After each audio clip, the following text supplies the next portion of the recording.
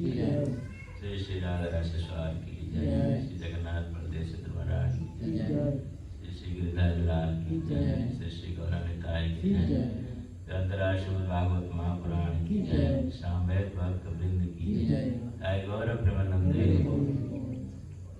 All glory to Hare Krishna, all glory to Hare Krishna, all glory to Hare Krishna, Shri Gauranga ki jai. Om Namah Bhagavate Vasudevaya. Om Namah Bhagavate Vasudevaya. Om Namah Bhagavate Vasudevaya. Om Namah Bhagavate Vasudevaya. Om Namah Bhagavate Vasudevaya. Om Namah Bhagavate Vasudevaya. Narayanam Namaskrutyam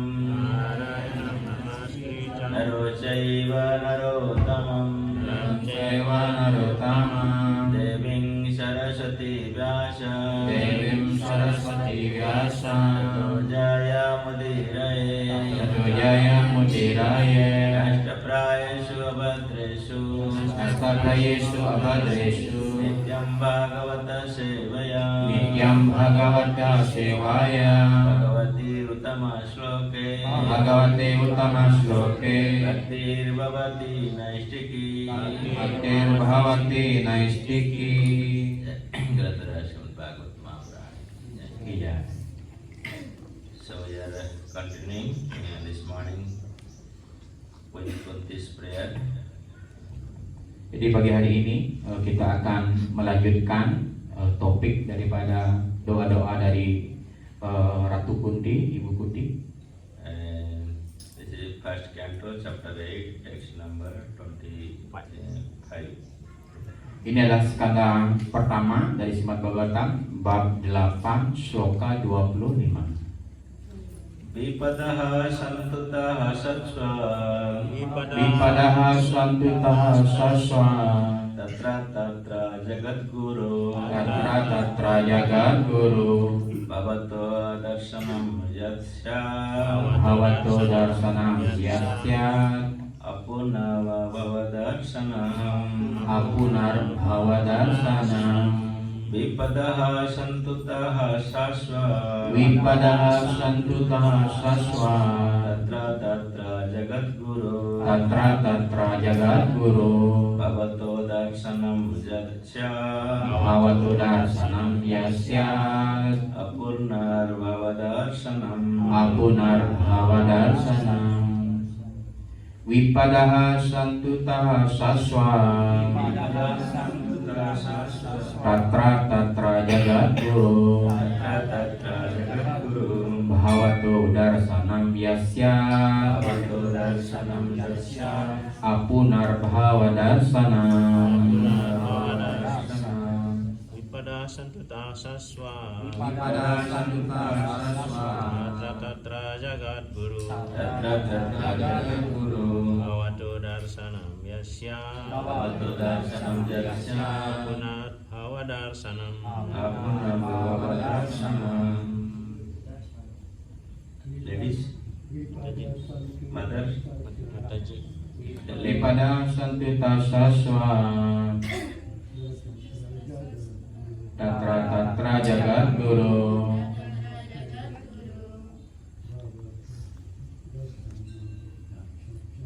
Bhavato darshanam yasya Apunar bhavadarshanam. Parmadaji. Vipada santutaha saswa Tatra jagadguru Bhavato darshanam yasya Apunar bhavadarshanam. Okay, you can read translation and the purport. Arti daripada sloka ini, aku sungguh-sungguh merindukan semua kejadian yang mencekam tersebut saat kami semua merasakan kehadiranmu secara terus-menerus dan dapat melihat dirimu bersama kami, yang berarti bahwa perputaran kelahiran dan kematian tidak mendatangi kami lagi. Penjelasan yang Maha Kurnia, Saudara Pak Bupati.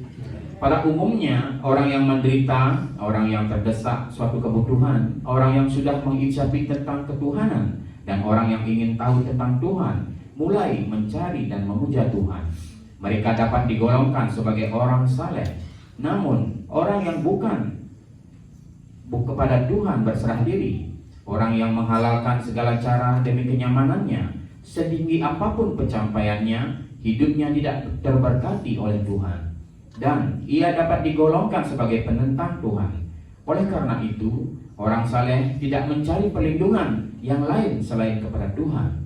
Senantiasa ingat kepada kaki padma Tuhan berarti mempersiapkan diri meraih pembebasan dari penderitaan lahir dan mati. Karena itu, kendati beberapa kali terjadi bahaya mengancam, semua itu disikapi secara positif oleh Kunti, karena telah memberi dia kesempatan untuk selalu ingat kepada Tuhan, yang berarti pembebasan. Kaki padma Tuhan diakui sebagai bahtera yang paling mumpuni untuk dapat menyeberangi lautan luas kegelapan. Orang yang mengandalkan kaki padma Tuhan sebagai tempat berlindung, mengandalkan mudah mencapai pembebasan, semudah orang yang melompati kubangan air bekas jejak kaki anak sapi. Pindah ke tempat tinggal Tuhan berarti tidak lagi harus berurusan dengan tempat tinggal yang mengandung bahaya di setiap jengkalnya. Di dalam Bhagavad Gita, Tuhan menyatakan bahwa dunia material ini adalah tempat yang penuh bahaya. Namun, mayoritas orang-orang sedang ditutupi oleh ego sehingga mereka tidak menyadari kenyataan tersebut dan justru berusaha menyiasatinya dengan berbagai cara dan rencana. Mereka belum memperoleh keterangan lengkap mengenai kediaman Tuhan, suatu tempat rohani yang penuh dengan kebahagiaan tanpa diwarnai sedikit pun oleh bahaya. Karena itu, orang yang berpikir waras menjadi tidak goyah oleh godaan dunia material ini, yang pasti kemudian dilanda oleh bahaya dalam segala keadaan. Dengan demikian, seharusnya orang berpikir progresif. Orang yang berpikir progresif dalam keinsapan spiritual, keluar dari dunia material yang penuh dengan penderitaan yang tak dapat dihindari ini. Sebab itulah tujuan utama kehidupan manusia. Sang roh tidak tersentuh oleh bahaya yang menyakiti badan material. Itu sebabnya semua orang yang mengancam badan material dapat dikatakan palsu. Mungkin ada di antara kita yang pernah bermimpi bahwa kita digigit harimau yang membuat kita menjerit ketakutan. Tetapi selekas kita terjaga dari tidur, harimau itu tidak ada, dan rasa sakit gigitannya pun tidak ada. Itu hanyalah mimpi. Seperti itu pula segala bahaya yang mengancam badan material ini dikatakan hanya seperti mimpi. Jika cukup beruntung hingga seseorang berrelasi, berhubungan dengan Tuhan melalui bakti, maka itu adalah kesuksesan besar. Berhubungan dengan Tuhan melalui salah satu dari 9 cara bakti adalah langkah maju mengatasi bahaya material. Om Gyantimidandasya Yananjana Shalakaya Chakyunurmalitam Jena Tasmai Sri Guruve Namah. Sri Chaitanya Manobishtam Stapitam Jena Bhutale Swayanrupam Kadavayam Dadati Swapadantikam. Bande Aham Sri Guru Sajuta Pada Kamalam Sri Guru Vaishnavansha Sri Rupam Sagrajatam Sagana Raghunathanikam Tam Sajivam Sadvaitam Savadutam Parijana Sahitam Krishna Chaitanya Devam Sri Radha Krishna Pada Sagana Lalita Sri Sakaritansa.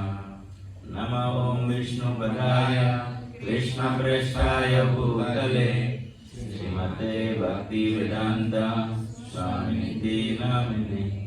Namaste Saraswate Deve Gauravani Pracharine Nirvishesha Sunyava Vadi Pasyatya Desatariне Vanchakalpatarubhyasya Kripa Sindhubhaya Vacha Patitanam Pavanebhyo Vaishnavebhyo Namo Jai Shri Krishna Chaitanya Prabhu Nityananda Shri Advaita Gadadhara Shivasadi Gaura Bhakta Vrinda Hare Krishna Krishna Krishna Hare Hare Hare Rama Rama Rama Hare Hare. Hare Krishna, dear devotees, Mataji.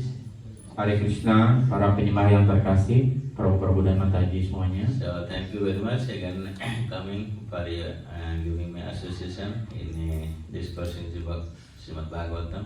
Terima kasih telah kembali memberikan pergaulan kepada saya di dalam diskusi kita, di dalam membacakan Srimad Bhagavatam pagi hari ini.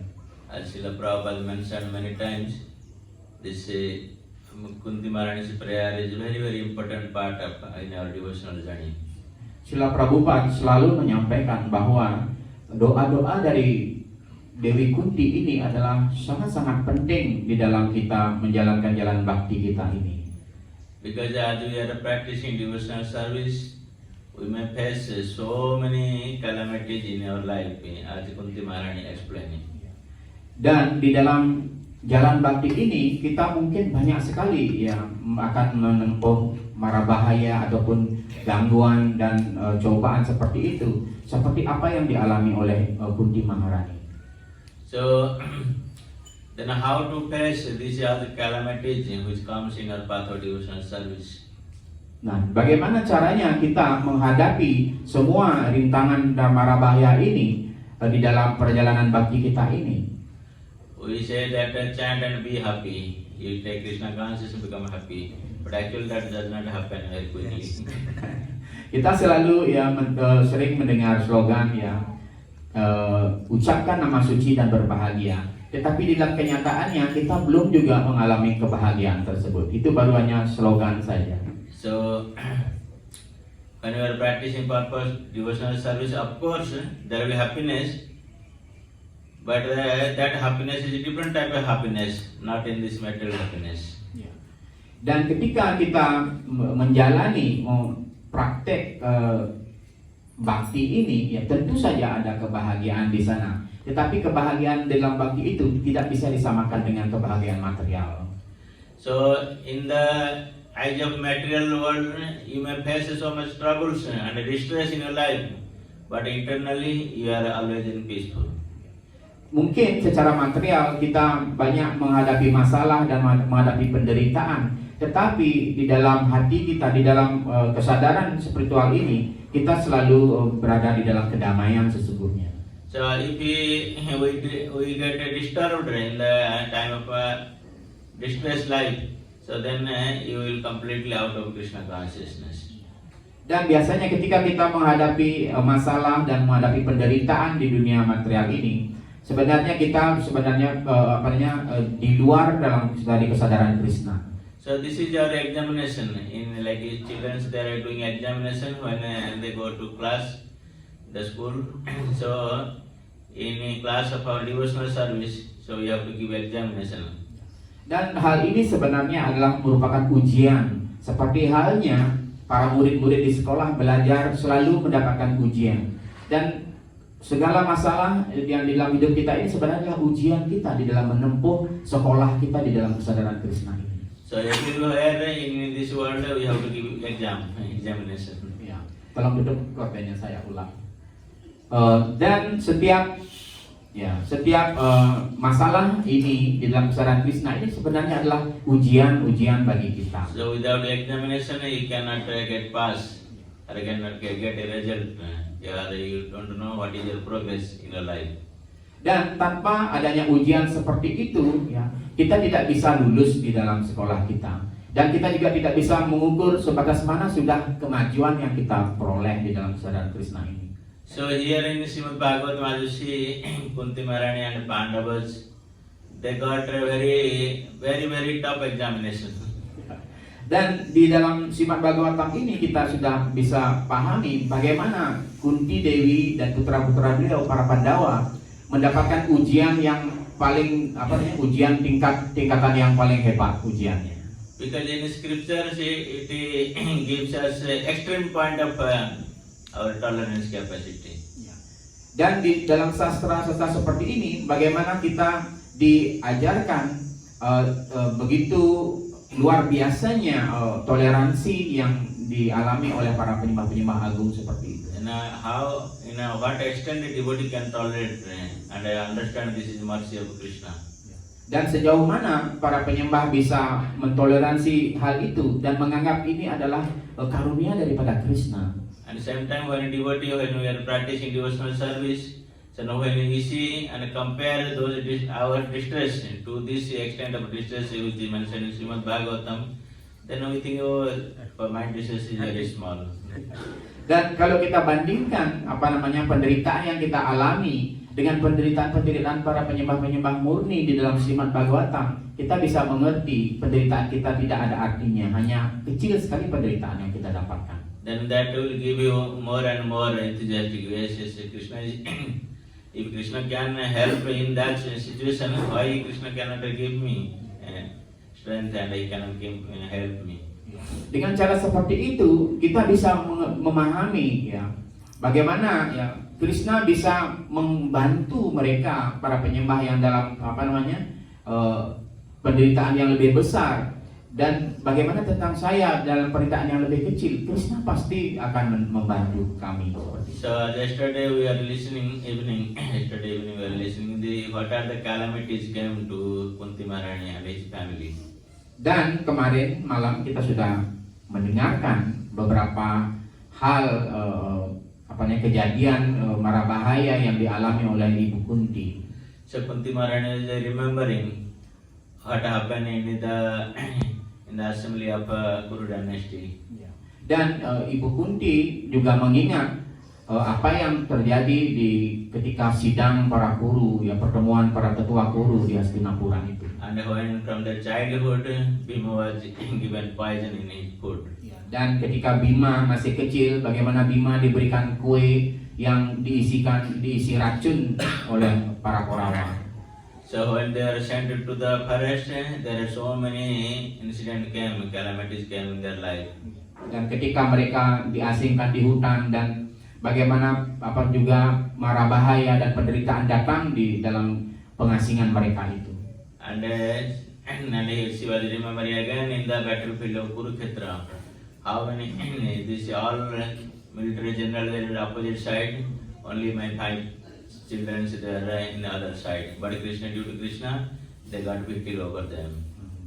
Dan Kunti juga mengingat bagaimana di medan perang besar Kurukshetra itu, dan bagaimana para pahlawan-pahlawan besar berada di pihak musuh. Tetapi Krishna menyelamatkan 5 orang putra saya seperti itu. And just now she was experiencing how Drona son Aswastama, he released the Brahmastra and Krishna protected Umaputra and same time 5 Pandavas. Dan juga akhirnya Ibu Kunti mengingat bagaimana ketika putra daripada Drona Acharya, Aswatthama, melepaskan panah Brahmastra itu dengan tujuan membunuh kandungan utara dan juga kelima putranya, para Pandawa. So when you think about these calamities and this dangerous situation, here your body will come and you don't want those distress again. Dan ketika kita mendengar bagaimana mara bahaya ini yang dialami oleh Pandawa ini, mungkin bulu-bulu roma kita akan merinding mendengarnya, dan kita tidak akan berharap hal itu akan terjadi lagi. So you thank the God and Lord, my dear Lord, somehow you protected me. So thank you very much. No more distress again. Dengan cara seperti itu kita akan berterima kasih kepada Tuhan. Oh Tuhan, Anda sudah menyelamatkan saya dengan sampai sekarang saya bisa berada di dalam lindungan Anda. Mohon jangan berikan hamba lagi penderitaan. So who wants distress in their life? Prabhu dan Mataji, siapa yang ingin penderitaan di dalam hidupnya? But Kunti Maharani was not an ordinary human being. Tetapi Kunti Maharani bukanlah manusia biasa.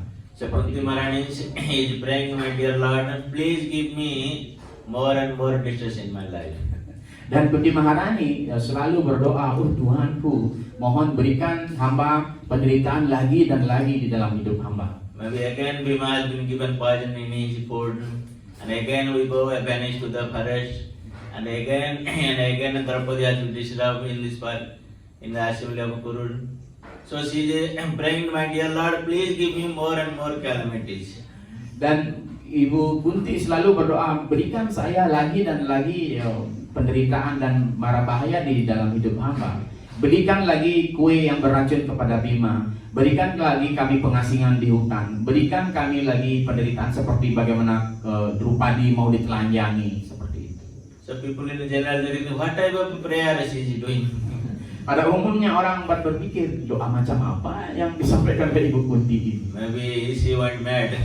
Mungkin Kunti Dewi ini sudah menjadi gila. Dia menginginkan penderitaan terus. So somebody should ask happiness in their life, not distress in their life. Ya, sebenarnya seseorang harus meminta kebahagiaan di dalam hidupnya, bukan justru meminta penderitaan di dalam hidupnya. But Kunti Maharani knows that in the time of happiness there is big distress. Dan Kunti Maharani paham betul bahwa ketika mereka berada di dalam kebahagiaan, sebenarnya ada penderitaan yang besar di balik kebahagiaan itu. What is actually real distress in your life? Apa sebenarnya penderitaan yang sesungguhnya di dalam hidup kita ini? So when we are not remembering Krishna, that is the distress in your life. Ketika kita tidak bisa mengingat Krishna di dalam hidup kita, itu adalah penderitaan yang paling besar di dalam hidup. So as long as we are remembering Krishna, so we are not in distress, we are happy. Selama kita masih mengingat Krishna dan sadar akan Krishna, maka kita tidak akan berada di dalam penderitaan. And all this distress condition, Kunti Maharani saw always Krishna was present. Dan di dalam setiap penderitaan yang dia alami, Ibu Kunti selalu merasakan kehadiran Krishna di dalamnya. Then where is the distress? When Krishna is present, where is the distress? There is no more distress at all.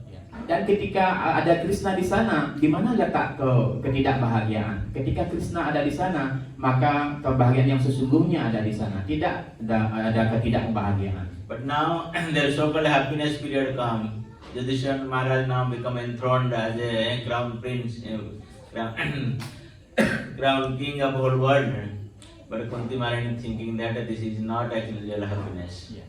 Dan saatnya Ibu Kunti merasakan ini kebahagiaan yang tidak sebenarnya sedang terjadi. Ketika bagaimana Yudhishthira Maharaj diistanakan di tahta beliau sebagai penguasa daripada seluruh bumi ini, dan Ibu Kunti merasakan ini bukanlah kebahagiaan yang sesungguhnya. The so-called happiness came, but now Krishna is leaving our home. Dan ketika yang namanya saja kebahagiaan itu datang, tetapi Krishna meninggalkan rumah kita. So that's why Kunti Maharani praying that, my dear Lord, so we may get always this distress condition. So that's why you will not leave us anymore. Ya. Oleh karena itulah Ibu Kunti selalu berdoa, berikanlah hamba penderitaan selalu, sehingga Anda tidak akan meninggalkan hamba semua. So that's why this is the symptom of a devotee. Actually, they should always look for a distressed life. Ya. Dan ini adalah sebenarnya ciri-ciri daripada para penyembah seperti itu. Ketika dia selalu melihat segala penderitaan di dalam hidupnya. Because when you are in distress, Krishna will come to your aid and help you. Ya. Dan ketika kita berada dalam kondisi penderitaan seperti itu, Krishna akan datang memegang tangan kita dan membantu kita. Srila Bhaktivinoda Thakur singing that Tumhara bhajana jata hoy dukha saita parama sukha. So when I am doing your bhajan, if there so many distress condition come, but that is really happiness in my life. Dan Srila Bhaktivinoda Thakur di salah satu lagu bhajan beliau mengatakan, kapanpun ketika hamba melakukan pelayanan bakti, di sana ada banyak penderitaan yang datang. Sebenarnya itu adalah kebahagiaan yang sesungguhnya. So distress condition means actually that is a real blessing of the Supreme Lord. Dan kondisi penderitaan itu sebenarnya adalah karunia yang sesungguhnya dari Tuhan Yang Maha Esa Sri Krishna. So in your happiness condition, you most chance that you fail to remember Krishna. Ya. Ketika kita berada di dalam kebahagiaan, happy seperti itu, kadang-kadang kita ya mendapatkan kegagalan kita untuk mengingat Krishna. So Srila Sripad Maharaj in 2006, when Manipur bomb blast happened, so I called Maharaj and asked the situation. So Maharaj saying that Krishna is putting us in danger because we want to remember him more and more. Yes. Dan ketika ya kejadian yang dialami oleh Srila Bhakti Swarup Damodar Swami Srila Sripad Guru Maharaj, ketika ada bom meledak di Temple ISKCON Manipur pada waktu itu, jadi beliau mengatakan sebenarnya Krishna ingin agar kita mengingat beliau terus dan menerus seperti itu. Then as soon as we come to little happiness in our life, then we forget about the miserable condition of this material world. Dan ketika sedikit saja ada kebahagiaan yang kita dapatkan di dunia material ini, kita sering lupa bahwa begitu banyak ada penderitaan lainnya di dunia material ini. We become very much complexion. Dan kita begitu It means not serious. dan kita menjadi tidak begitu serius di So dalam. we think that everything is going very nicely. Dan kita menganggap segala sesuatu baik-baik saja, segala sesuatu berjalan dengan baik-baik saja. But the actual real condition of this material world is not very nice. It's always a distress. Sesungguhnya ya kondisi atau keadaan dunia material ini ya tidak ada kebahagiaan sebenarnya, selalu penderitaan yang ada. And every steps of our life there is dangerous. Pada vipadam. Always there is danger. Padam-padam yad vipadam, setiap langkah kaki kita selalu ada mara bahaya di sana. So that's why we have to always remember that in my life 100% I should get distress. Dan kita ya kadang harus berpikir bahwa 100% di dalam hidup kita sebenarnya selalu kita mendapatkan penderitaan. But if something happiness comes in my life, okay, that is special mercy of the Supreme Lord. Dan jika ada sedikit kebahagiaan yang hadir di dalam hidup kita, kita harus berpikir bahwa ini adalah karunia daripada Tuhan Sri Krishna. But people that think in different way, completely opposite way. Ya. Tetapi ya orang-orang pada umumnya berpikir justru sebaliknya. So because they were not aware of this condition of this material world. Dan ya sesungguhnya kita sebenarnya tidak begitu peduli dengan ke kondisi dunia material ini. But Kunti Maharani, like the devotees, they should always they know very well that what is the real condition of this material world. Dan seperti Kunti Maharani dan Primah Murni yang lainnya, mereka sangat-sangat mengerti apa sebenarnya kondisi dunia material ini. So when you understood the condition of this material world, then you don't ask the Supreme Lord, oh give me happiness in your life. Dan ketika kita benar-benar mengerti apa sebenarnya kondisi dunia material ini, maka kita tidak pernah meminta kepada Tuhan, berikan saya kebahagiaan. Only the foolish people, they are looking happiness in this material world. Hanya orang-orang yang berada dalam kebodohan yang mencari-cari kebahagiaan di dunia material ini. Because they have volunteered to come here to this distress condition of the world. Sebenarnya mereka jatuh di dunia material ini dikarenakan hanya mereka ingin mencari penderitaan di dunia material ini. So the point here, Kunti Maharani is saying that we should learn that because when a distress condition of our life comes, then we pray Krishna, and the Krishna come to our aid, then there is no more distress. Kunti Maharani poin yang ingin beliau ajarkan di sini adalah ketika kita berada di dalam kondisi yang menderita seperti itu, kita hendaknya berdoa kepada Krishna agar Krishna melindungi kita dan tidak lagi ada penderitaan setelah itu. So can you think about the Pandavas? They were son of the great demigods. Kita bisa bayangkan para Pandawa itu sebenarnya adalah putra-putra dari dewa-dewa yang sangat agung. And they are dear friend of Krishna, who is the Supreme Lord himself. Dan juga para Pandawa adalah kawan baik daripada Sri Krishna, kepribadian Tuhan yang Maha Esa. And Krishna was wandering in their palace like a normal in their family member. Dan Sri Krishna berjalan-jalan di istana mereka, di tempat mereka, seperti halnya Krishna berjalan di rumah keluarganya sendiri. And how it is possible that they went through so much calamities in their life? Tetapi bagaimana mungkin para Pandawa mengalami begitu banyak penderitaan dan mara bahaya di dalam hidupnya? So that's why we have to always understand. So we may consider ourselves a great devotee, but we should not try to avoid this calamity condition in our life. Dan satu hal mungkin ya kita boleh bisa menganggap diri kita sebagai penyembah yang hebat begitu. Tetapi satu hal adalah kita harus mengerti bahwa dunia material ini adalah tempat daripada penderitaan. So you have to prepare yourself when you are coming to Krishna consciousness. You are voluntarily invited to the calamities. Dan kita harus mempersiapkan diri kita bahwa ketika kita datang ke dalam kesadaran Krishna ini, itu artinya kita siap untuk menghadapi mara bahaya dan masalah. So that means I am not scaring you. Don't practice Krishna consciousness. Ya, marah mengatakan ya, bukan berarti saya menakut-nakuti Prabu dan Mataji semua. But internally we have to prepare ourselves that all calamities I am invited to come in Krishna consciousness. Ya. Dan sebenarnya kita harus mempersiapkan benar-benar di dalam hati kita bahwa kita sedang mengundang mara bahaya atau masalah ketika kita hadir di dalam kesadaran Krishna. If you are internally not strong enough to accept this calamity condition in your life, then when a little distress come into your life, then you become completely out of Krishna consciousness. Ya. Dan jika kita memang tidak benar-benar kuat di dalam hati kita bahwa untuk menghadapi para mara bahaya ini, ketika kita mendapatkan setitik saja bahaya, maka kita akan meninggalkan kesadaran Krishna. So like he can give an example of this material example, when person gets suffered and some disease come. Why that disease come to the person attack? Because internally his potency is less power. That's why he got affected by some disease.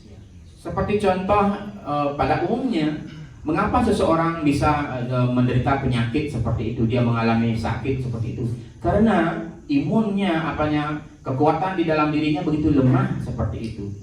That's why we go to doctor and doctor gives us antibiotics. Get more and more internal potency apart from the different virus.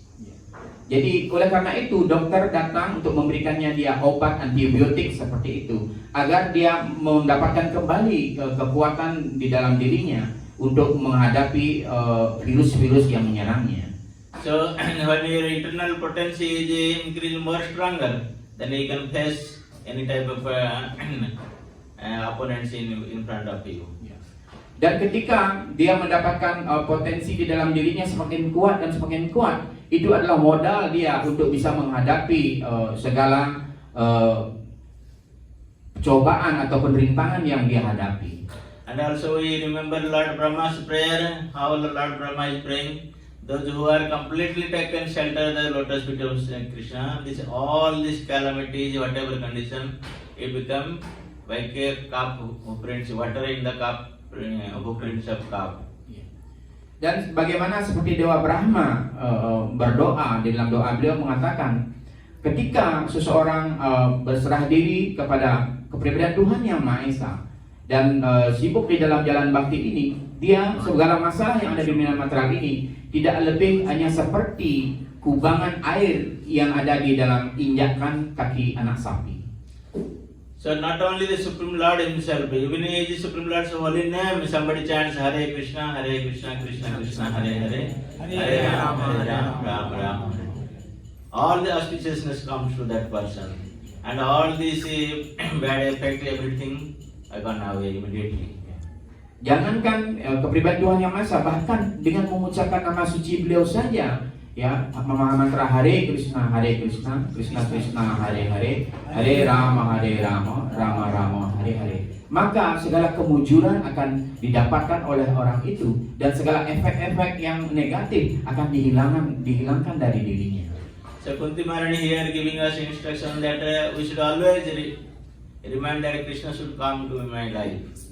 Dan Kunti Maharani di sini mengajarkan bagaimana kita hendaknya selalu berdoa agar Krishna selalu hadir di dalam hidup kita. So nobody wants to leave Krishna from their life, right? Dan hendaknya seseorang jangan pernah berpikir untuk meninggalkan Krishna di dalam hidupnya. So once Krishna comes to your life, you should never give up Krishna from your life. Sekali Krishna hadir di dalam hidup Anda, maka jangan pernah biarkan Krishna pergi dari hidup Anda. So like the story we see in Ramayana, In Bali, you have very prominent Ramayana. Yeah. So when Vishwamitra Rishi came to take Ram Lakshman from Dasarath Maharaj. Ya. Dan seperti ya di Bali Ramayana begitu terkenal sekali. Dan dalam cerita Ramayana itu ada satu cerita bagaimana Wiswamitra Muni datang untuk meminta Sri Ram dan Sri Lakshmana dari Maharaja Dasaratha ayahnya. So when Vishwamitra approached to Dasarath Maharaj treated him very nicely and set him in a good place. Then he asked, what I can serve you, what I can do for you. Ketika Wiswamitra Muni datang ke istana daripada Dasaratha Maharaj, Dasaratha Maharaj menyambut beliau dengan sangat baik sekali, ya, mempersilahkan, memberikan tempat duduk dan memberikan puja kepada Wiswamitra Muni dan mengatakan, apa yang bisa saya persembahkan sebagai pelayanan kepada Anda? So Vishwamitra told him that you promised me what I'll ask you, you should give me. Wiswamitra Muni berkata, oh Maharaj, apa yang saya akan minta, Anda harus berjanji, Anda harus menepati dan memberikannya kepada saya. So then Dasarath Maharaj told, yes, I give my life and I spare my life to keep my promise. Whatever you ask, I rather give my life for that. Oh Maharaj, ya, oh Resi, ya, bahkan saya bersiap untuk memberikan bahkan hidup saya dan semua hidup saya persembahkan kepada Anda. Apapun yang Anda minta, saya berjanji akan memberikannya. Dan Vishwamitra Muni asked, please give me Ram Lakshman. Dan akhirnya Wiswamitra berkata, oh Maharaj, berikan saya putra Anda, Rama dan Lakshmana untuk saya. Dasarath Maharaj told that whatever you ask, I am ready to give, but no Ram. Tapi Dasaratha Maharaj mengatakan, apapun yang Anda minta akan saya berikan wahai Resi, tetapi jangan minta anak saya Rama dan Lakshmana. Vishwamitra told, you promise that me, you will give me whatever I ask. Tetapi Wiswamitra Muni mengatakan, kamu sudah berjanji akan memberikan apa saja yang saya minta. Then Dasarath Maharaj told, yes, I promise to give up my life, not Ram. Ya, oh iya, saya memang benar bahkan saya bersiap untuk ya memberikan hidup saya, tetapi bukan Rama. So from that we understood that how much Dasarath Maharaj is loving Ram. Dari hal ini kita bisa mengerti betapa Dasaratha Maharaj sangat mencintai Sri Rama. So who can give up Ram from his own life? Siapa yang bisa memberikan Rama atau meninggalkan Rama di dalam hidupnya? Because our life partner only remains as long as Ram in your life. Dan hidup di kita bisa hidup berarti ketika kita menempatkan Rama di dalam hati kita. If Ram is not in your life, there is no more life. This is just material body. Ketika Rama atau Krishna tidak ada di hati kita, itu artinya kita bukan hidup, ya. Kita hanya seonggok mayat, hidup material saja. And same thing here we see that Kunti Maharani knows that when Krishna is there, everything is there. If Krishna is not there, even all this material opulence, everything there, but it is no value. Dan Kunti Maharani mengerti dengan sangat baik sekali, ketika Krishna ada di sana, segala sesuatu pasti ada di sana. Walaupun segala kemewahan di dunia material ini diberikan kepada kita, tetapi kalau tidak ada Krishna di sana, itu sama sekali tidak ada nilainya. So that's the lesson actually for us. We should take from this Kunti Maharani's prayer. Ini adalah ajaran yang diberikan kepada kita dari doa-doa daripada Kunti Maharani. Then in the second verse, Kunti Maharani is saying the next verse 26. Dan Kunti Maharani is saying that actually what are the hindrance in our practicing devotional service. Dan di sloka selanjutnya, sloka 26, ya, berbagai macam halangan hadir di dalam pelayanan bakti, jalan bakti kata hidup kita. So we should always remember what are the obstacles in our path of devotion. Kita sebenarnya harus mengingat apa halangan-halangan yang terjadi di dalam hidup kita. So Kunti Maharani saying that Janma Ishwarya Sutta Sri Vir. Janmaishwarya Sruta Sri Bir. Janma Ishwarya Sutta Sri Vir. Janmaishwarya Sruta Sri Bir. Edaman Madapuman. Edamana Madapuman. Nirbahatya Abhihatak. Naivarhatya Vidatumvai. Tvam Akincana Gocharaha. Dwam Akincana Gochara. So Kunti Maharani saying that four things are obstacle in our path of devotion. Kunti Maharani mengatakan ada 4 hal yang merupakan halangan di dalam hidup kita.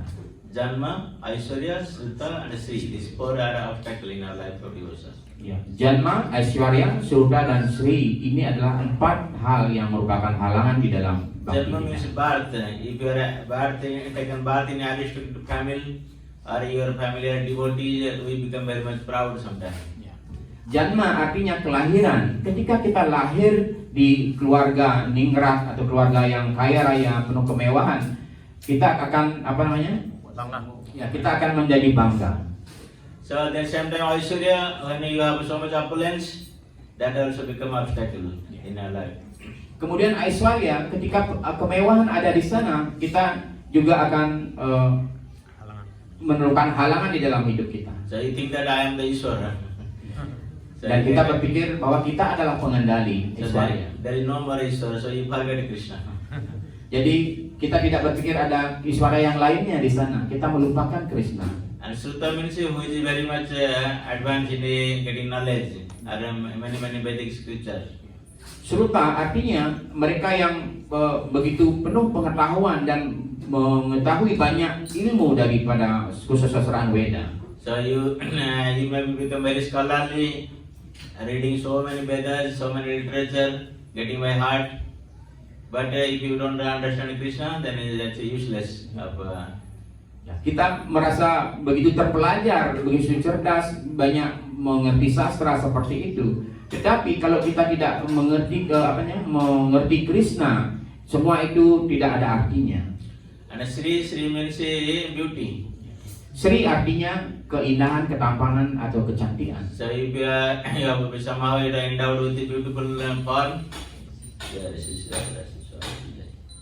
beautiful body, then you think that others are very ugly. They are not.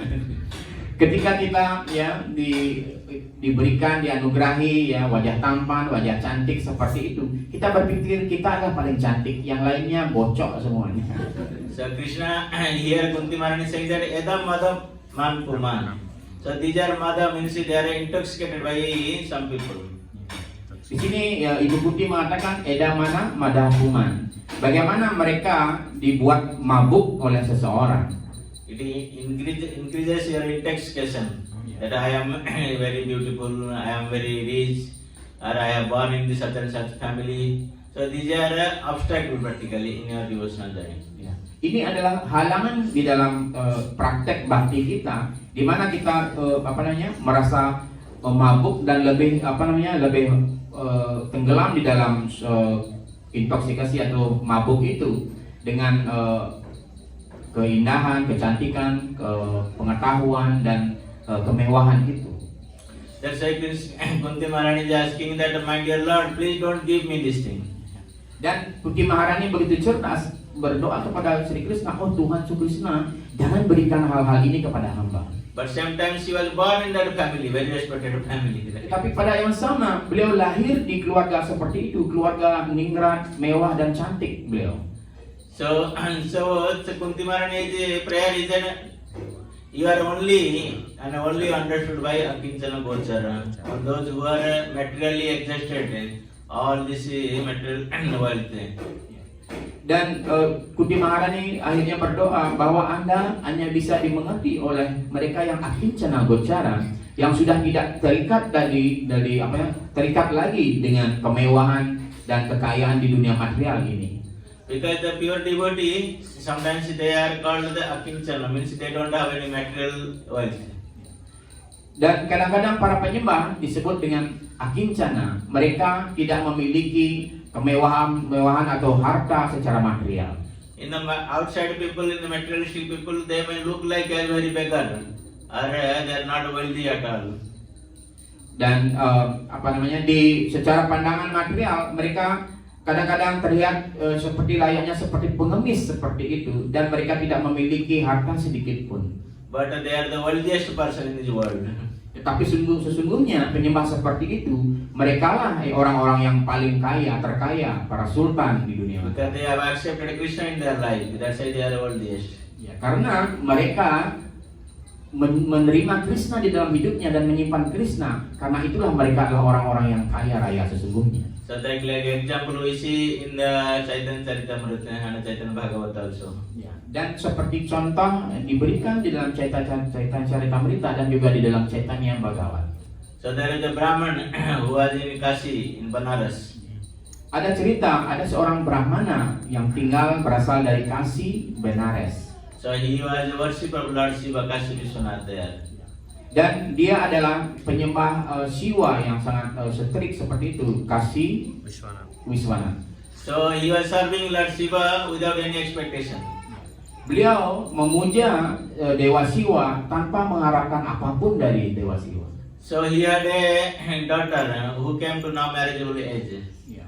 Dan dia memiliki seorang putri yang saat itu sudah remaja dan sudah cukup umur untuk menikah. But he did not have enough wealth to get her married. Tetapi dia tidak memiliki cukup uang untuk membiayai pernikahan putrinya itu. So he was always thinking that how can I get her married? So I don't have any wealth. So he was always thinking. Dia selalu berpikir bagaimana saya bisa akan menikahkan putri saya, sedangkan saya tidak memiliki uang sepeser pun. So his wife told him, no, you should ask Lord Shiva because he gives a wealth to everybody. No, I cannot ask Lord Shiva for this. Dan istrinya mengatakan, ya, Anda adalah pemuja Shiva, Anda minta kepada Dewa Shiva. Beliau yang akan berkarunia dan seperti orang-orang lain akan diberikan kekayaan. Tetapi dia mengatakan tidak, saya tidak akan meminta hal itu kepada Dewa Shiva. So he was sleeping one day night. Pada suatu malam dia tertidur pulas. Lord Shiva came to his dream. Dan Dewa Shiva hadir di dalam mimpinya. So Lord Shiva told him, you need money to get your daughter get married, you go to Vrindavan. Dan Dewa Shiva mengatakan, kamu jika membutuhkan uang untuk persiapan pernikahan putrimu, kamu pergi saja ke Vrindavan. So there is a saint called Sanatana Goswami. He has so many wealth. He will give you, and you bring that wealth and get married your daughter. Dan Dewa Shiva mengatakan dalam mimpi itu, Anda pergi dan temui seseorang yang bernama Sanatana Goswami. Dia punya banyak sekali kekayaan. Mintalah kekayaan kepadanya dan pulang siapkan pernikahan untuk putrimu. The next day, by the order of Lord Shiva, the Brahman went to Vrindavan. Dan esokan paginya atas petunjuk daripada Dewa Shiva, akhirnya sang Brahmana pun pergi ke Vrindavan. So then after some days he reached Vrindavan. Then he was looking for Sanatana Goswami where he is living. Dan setelah dia tiba di Vrindavan, dia mencari-cari ke sana kemari, di mana Sanatana Goswami tinggal. So in his mind he thought that Lord Shiva asking for wealth means that Sanatana Goswami must be a very rich person and he have big house, opulence, this thing, that thing. So he was looking for address for Sanatana Goswami. Dan dia berpikir karena Dewa Shiva mengatakan Sanatana Goswami adalah orang yang kaya raya sekali, dan dia berpikir pasti rumahnya sangat mewah sekali dan megah sekali karena dia adalah orang kaya. Dan segera dia menanyakan di mana alamat rumah daripada Sanatana Goswami kepada penduduk di sana. But Sanatana Goswami also very famous in Vrindavan. Dan dan juga Sanatana Goswami memang terkenal di Vrindavan. So in Vrindavan when he asked, everybody said, yes, we know that Sanatana Goswami. You please look at the bank of Jamuna, maybe some tree, his house maybe, he may be some tree. Dan kalau kita tanya siapa saja, kita tanya di Vrindavan, semua orang tahu di mana rumah Sanatana Goswami. Mereka akan mengatakan, oh iya, Anda bisa menemui Sanatana Goswami di pinggir Sungai Yamuna, di bawah sebuah pohon seperti itu. So he was wondering how the person who has so much wealth he can live in the underneath of the tree. Dan dia akhirnya terheran bagaimana orang yang Kaya raya dijelaskan sebagai orang yang kaya raya, hidup di pinggir sungai dan di bawah pohon. So finally he approached Sanatana Goswami. Dan akhirnya dia bisa menemui Sanatana Goswami pada waktu itu. Now he completely illusioned himself. When he saw Sanatana Goswami, only one cloth, yellow cloth, and one cloth in the upper body. So he completely thinking that Lord Shiva cheated me. Dan ketika dia melihat sosok Sanatana Goswami seperti itu, dia menjadi kaget seperti itu. Karena Sanatana Goswami hanya menggunakan kain seperti kain sederhana itu dan memakai cadar seperti itu. Kemudian dia berpikir, wah, Dewa Siwa sudah menipu saya ini. So but somehow he had faith in Lord Shiva's word. Okay, let me approach this person. Tetapi entah bagaimana dia memiliki keyakinan dengan kata-kata Dewa Siwa. Baiklah, akan saya dekati orang ini. Then he approached Sanatana Goswami. Then Sanatana Goswami asked him what I can help you. And he told, I am from Banaras, Kashi. Lord Shiva told me that you have some wealth. Please give me. I want to get my daughter married. Dan akhirnya Sanatana Goswami berkatakan, apa yang bisa saya bantu? Mengapa Anda datang kemari? Dia memperkenalkan dirinya, saya adalah seorang Brahmana dari Kashi, Benares. Dan Dewa Siwa menyuruh saya datang kepada Anda untuk minta kekayaan, untuk modal pernikahan daripada putri saya. So then Sanatana Goswami remembered, Lord Shiva will not tell lie. So he remembered a few days before he was chanting and taking bath in the Jamuna. And one touchstone was touching his feet. Dan Sanatana Goswami juga mengerti bahwa Dewa Siwa tidak pernah berkata bohong. Dan akhirnya Sanatana Goswami ingat seperti itu. Kemarin ketika beliau sedang mandi di Sungai Yamuna, ketika beliau mandi seperti itu ada sebuah batu, batu Cintamani menyentuh kaki Padma beliau. Sanatana Goswami was Chief Minister in the Nabavus. He knows that what is this touchstone, value of touchstone. Sebelumnya Sanatana Goswami adalah bendahara di dalam kerajaan Nawab Hussein seperti itu, dan beliau mengerti tahu apa nilai daripada batu Cintamani itu. So and also now he become completely renounced. So what is the use of this Cintamani? He was throwing away every time.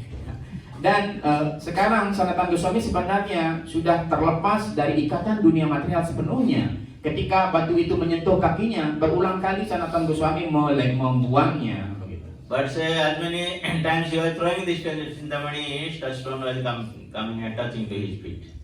Jadi meskipun beberapa kali Sanatana Goswami membuang batu itu, tetapi batu itu selalu hanyut dan lagi datang menyentuh kaki Padma. And finally he took that Cintamani stone and throw it in the garbage.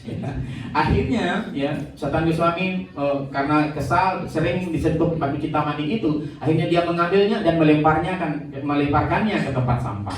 So then Sanatana Goswami told that, okay, you go to that place and find him from garbage that stone. Laying down. Dan akhirnya Sanatana Goswami mengatakan kepada Brahmana itu, oke, kamu pergi saja ke tempat sampah itu, saya sudah membuangnya di tempat sampah itu. So the Brahman went there, he found the touchstone. Now he became very happy. Now he went back to Banaras. Dan akhirnya benar saja Brahmana itu menemukan batu Cintamani itu di tumpukan sampah, dan dia sangat berbahagia sekali. Akhirnya dia pulang ke rumahnya ke Benares. So the quality of Cintamani stone, when you touch to iron, it become gold. Dan kualitas kehebatan daripada batu Cintamani itu, ketika batu itu disentuhkan kepada besi, maka besi itu akan menjadi emas. So he got enough gold to get their daughter married. Akhirnya dia mendapatkan cukup emas untuk biaya persiapan pernikahan putrinya. After a marriage ceremony finished, now real intelligence came to his mind. Dan ketika pesta pernikahan itu sudah selesai, putrinya sudah menikah, akhirnya kecerdasan yang sesungguhnya hadir di dalam pikirannya. So you are thinking in his mind, this Sanatana Goswami must have a more precious thing than this Cintamani stone. Di dalam pikirannya dia berpikir, saat ini Sanatana Goswami itu pastilah orang yang paling kaya sekali. Bagaimana dia memberikan saya batu Cintamani ini, pasti ada kekayaan yang lebih besar yang dia miliki. Unless he has more valuable thing than this Cintamani, why he discarded this in the garbage? Kecuali dia memiliki kekayaan yang lebih besar, bagaimana mungkin Sanatan Goswami melempar batu cintamani yang berharga ini ke tempat sampah? So let me go again and get that most precious thing what he had. That's why he discarded this Chintamani.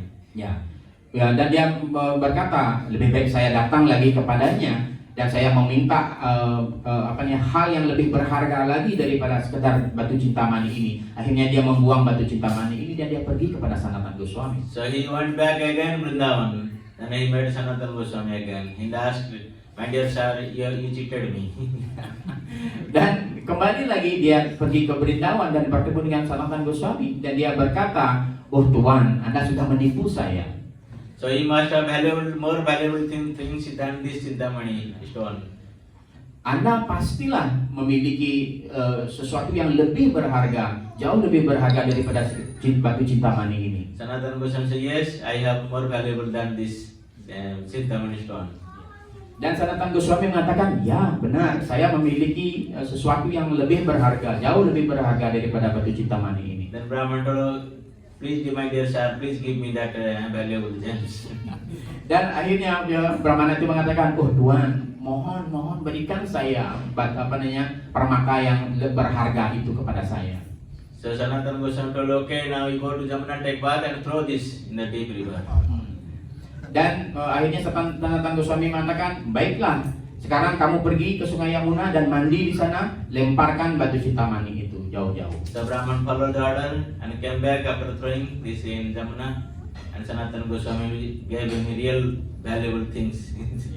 Dan setelah dia mandi dan melemparkan batu cintamani itu, akhirnya Brahmana itu datang kepada Sanatan Goswami, dan saatnya Sanatan Goswami memberikan dia sesuatu yang jauh lebih berharga dari. So what are the most valuable things Sanatan Goswami gave? Hare Krishna, Hare Krishna, Krishna Krishna, Hare Hare, Hare Rama, Hare Rama, Rama Rama, Hare Hare. Apakah itu yang lebih berharga dari batu cintamani itu yang diberikan oleh Sanatan Goswami? Yaitu maha mantra Hare Krishna, Hare Krishna, Krishna Krishna, Hare Hare, Hare Rama, Hare Rama, Rama Rama, Hare Hare. So that's why here Kunti Maharani is saying that you are only known to those who are completely materially adjusted people. Means those are saintly person, you only known to them.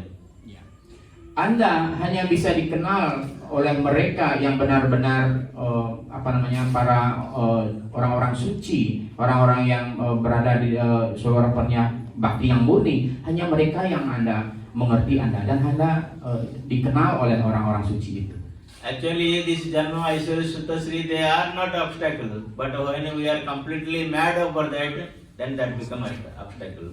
Ya, sebenarnya Janma Aishwarya Sutta Sri ini bukanlah sebuah halangan atau hambatan di dalam jalan bakti ini. Tetapi ketika kita tidak tahu memanfaatkannya, maka dia akan menjadi hambatan. If you see the Sanatana Goswami, he was born in very highest family as Brahman, pure Brahman family. And same time he was the chief minister in the Nawab Hussain Shah, such a great post he was. But he was not mad after those things. Seperti kita ketahui, Sanatan Goswami, beliau sebenarnya lahir di keluarga Brahmana yang sangat luar biasa, hebat sekali.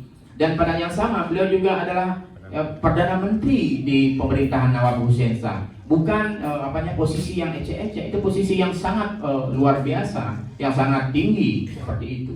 And sometimes he was Sutta also, he knows so many literature, languages. Dan A very scholarly person, but still he was not affected by those things. Dan di samping itu beliau adalah seorang yang sruta, orang yang begitu terpelajar sekali. Beliau banyak tahu sastra dan banyak tahu berbagai macam bahasa seperti itu. Tetapi Sanatan Goswami tidak terpengaruh oleh ketiga hal ini. So rather he was always thinking that I am the lowest of the lowest, all living entity. Dan pada yang sama, beliau selalu berpikir, oh saya adalah yang rendah daripada yang rendah dari semua makhluk hidup di dunia ini. Though I was born in the Brahman family, but I was serving in the Mlecha, Jabana. Meskipun ya saya lahir di keluarga Brahmana yang agung, tetapi saya bekerja melayani mereka para meleca, para pemakan daging sapi. So that's why when Sanatana Goswami went to Jagannath Puri, he was not passing through the main road of Jagannath Puri. Dan ketika Sanatana Goswami pergi ke Jagannath Puri, bahkan beliau tidak berjalan melewati jalan umum di di jalan utama di depan tempel Jagannath Puri itu. Because he was thinking that the Sevites or the Pandas, those who are serving Lord Jagannath, they are passing through this road. If they see me, then they become contaminated. So he was avoid himself.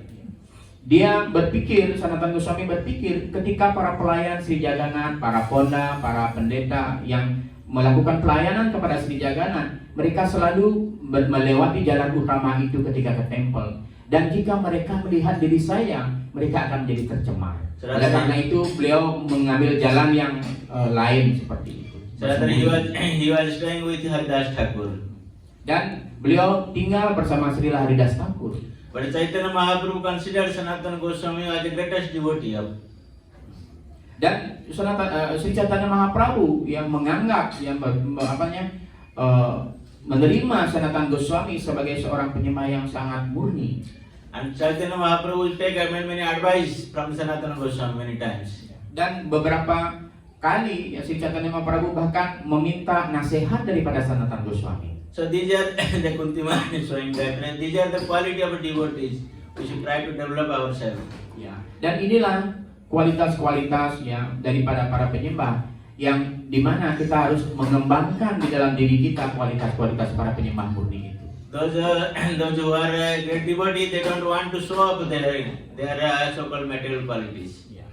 Dan bagi mereka ya para penyembah murni, mereka tidak pernah memamerkan ya kehebatan-kehebatan material mereka. Because Bhaktivinoda Thakur also singing Jada Vidyajata Mayar Vaibhava Tumara Bhajane Badha. It's a so-called material education, so-called material beauty. They are a completely hindrance obstacle in our devotional life. Dan Srila Bhaktivinoda Thakur juga mengatakan ya kecerdasan material ataupun keindahan, kecantikan, ketampanan secara material itu hanyalah seperti halangan atau rintangan di dalam jalan bakti kita. But same time we see also Sri Sripad Maharaj, he was so much materially educated, but that was not obstacle for him practicing devotional service. Dan pada yang sama kita melihat contoh Sripad Maharaj, walaupun beliau sangat cerdas secara material, tapi itu bukan halangan bagi beliau. So always Maharaj was saying that I am just trying to practice devotional service. Dan beliau selalu berkata, saya mencoba belajar mempraktekkan pelayanan bakti ini. So that's why as we are singing always Krishna se tamar Krishna ditte par. So only Krishna become their property actually, those who are pure devotee of Supreme Lord. Dan kita sering di dalam lagu bhajan ya Krishna Setomara, Krishna di Teparo. Dan Krishna adalah milik dari para penyembah murni beliau. Because their actual wealth is Krishna. Dan karena kekayaan yang sesungguhnya adalah Krishna. So we should always take in this lesson from Kunti Maharani that we should not be very much proud of whatever condition we may be, what family we are coming in, or how much wealth I have, or how much beauty I am, or anything this local material things, we should not be proud of those things. Kunti Maharani mengajarkan hendaknya kita jangan menjadi bangga akan kelahiran yang kita dapatkan, kemudian kemewahan, kemudian kecerdasan yang mungkin kita dapatkan. Hendaknya kita jangan menjadi bangga akan hal ini. So because when we are proud of our so-called this material things, the Krishna cannot tolerate those things. Jika kita menjadi bangga akan hal-hal ini, maka Krishna tidak akan bisa mentoleransi diri kita. Even in the great devotee, Krishna gave them lesson. So that when they are proud comes to their life. Bahkan ketika para penyembah murni itu menjadi terhinggap akan rasa bangga, Krishna memberikan pelajaran juga kepada mereka. In Hanuman, Narada Muni, Rishi, even Arjuna, Krishna also made them understand that what is their original position. Ya. Seperti Hanuman, Narada Muni dan yang lainnya pernah diberikan pelajaran oleh Krishna sehingga mereka tahu di mana posisi mereka. So one day Arjuna was thinking very proudly, I am a greatest archer in this world. Great archer. Pemanah. Oh, pemanah hebat. Arjuna juga pernah berpikir bahwa ya saya adalah satu-satunya pemanah yang paling hebat di dunia ini. So Krishna thought, this is not good for my friend, you know.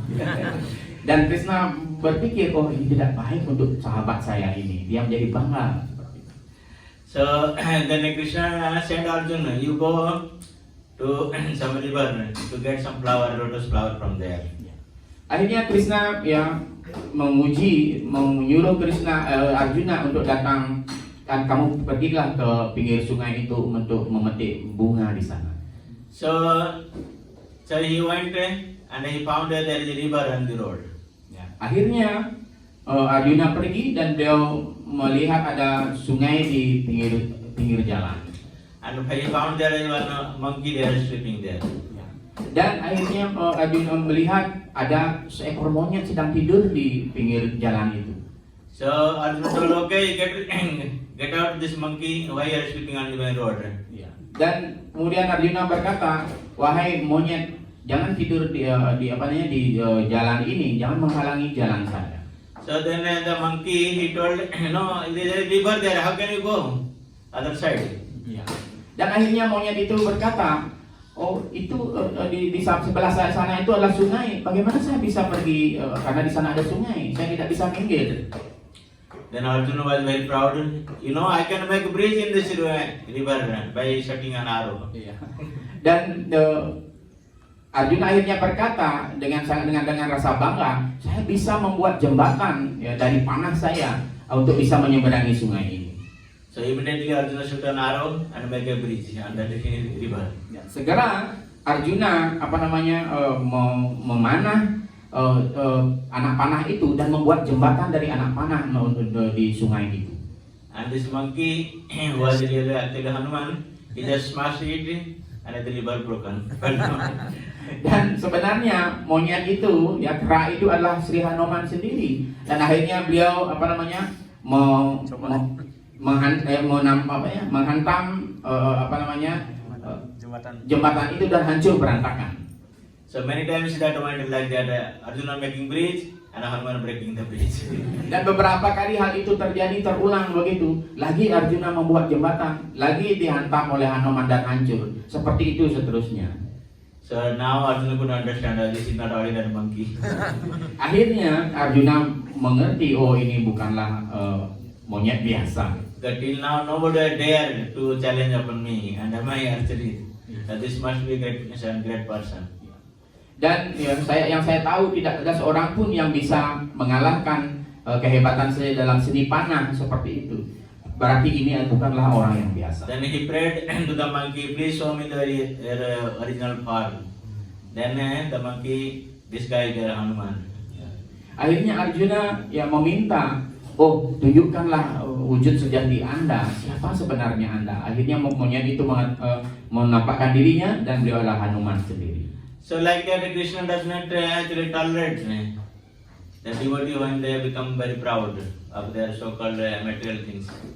Sebenarnya Krishna tidak tega, tidak toleransi melihat penyembahnya menjadi bangga akan hal-hal material. Because Krishna knows very well these material things are obstacle in their life, and sometimes he make plan to take away these material things from you.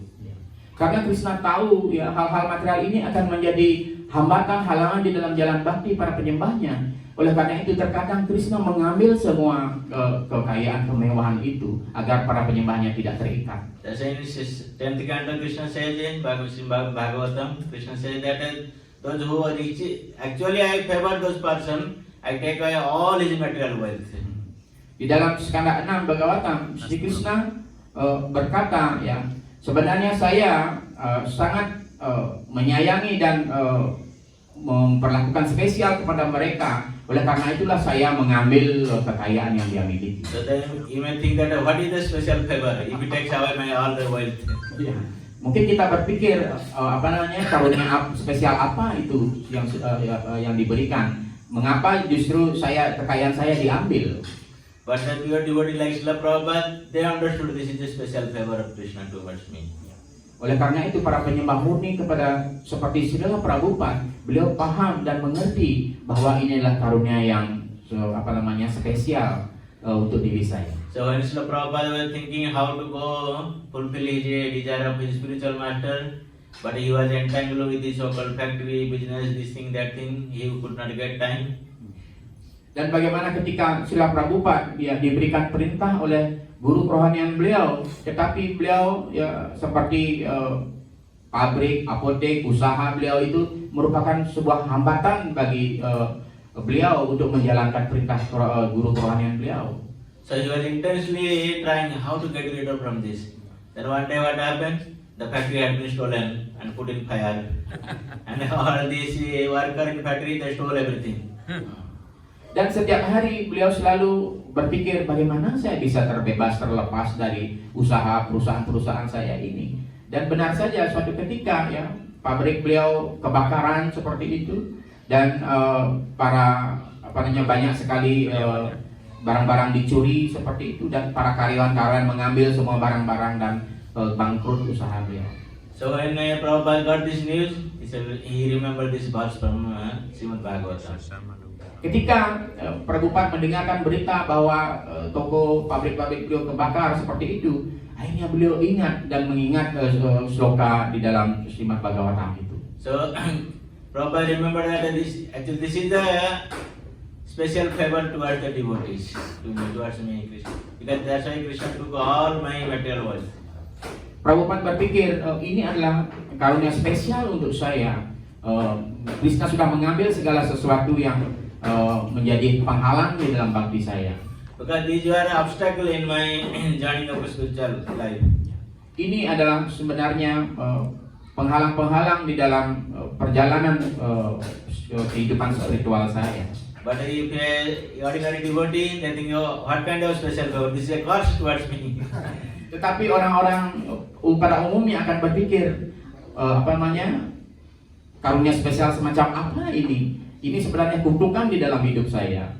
So unless until we become helpless, then we will not looking for the help. Sampai ya suatu saat kita benar-benar dalam posisi helpless, ya, menyerah begitu, tidak ada bantuan seperti itu, barulah bantuan itu akan datang. If you thinking that I am self-sufficient, then Krishna, why he will bother about you? Jika kita berpikir ya saya sudah berkecukupan dan saya memiliki segala sesuatu, bagaimana Krishna akan membantu kita, menolong kita? So those who are pure devotees called Akinchana, they always think themselves they are completely helpless.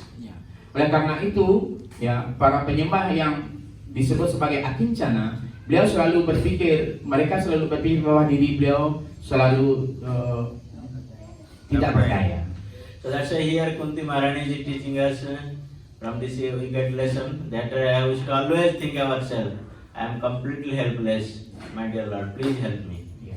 Oleh karena itu di dalam ajaran ini Kunti Maharani ingin mengajarkan kepada kita bahwa kita harus selalu berpikir diri kita tidak berdaya. Oleh karena itu kita berdoa, oh Krishna mohon tolonglah saya.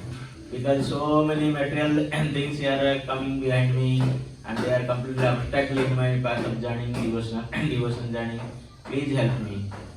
Karena selalu banyak sekali hal-hal material yang di dalam dan segala kehambatan, halangan di dalam perjalanan hidup bakti saya ini. Oleh karena itu mohon bantulah hamba, tolonglah hamba. So when a devotee pray like this with the intention love, and Krishna comes to your aid. Dan ketika seorang penyembah ya berdoa dan berpikir seperti ini dengan rasa cinta yang tulus kepada Krishna, maka Krishna akan datang ke hadapan kita. Hare Krishna. Hare Krishna. So you have any comment, question? Apakah ada pertanyaan atau komentar? Dipersilakan.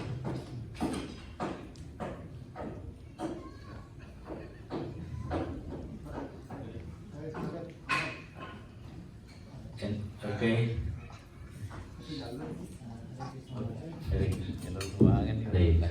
Berupa sangat.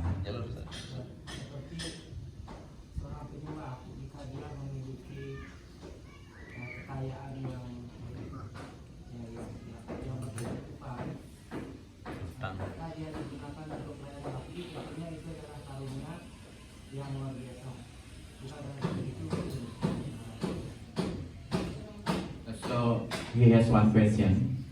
if one devotee he has a sufficient wealth, but at the same time he used for devotional service, it is can consider as Merci.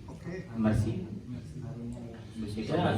When Krishna was endowed with some devotee with much wealth, so that devotee should always try to engage us, because Lakshmi is only the service of Narayan. If you want to keep Lakshmi for yourself, then that will be problem.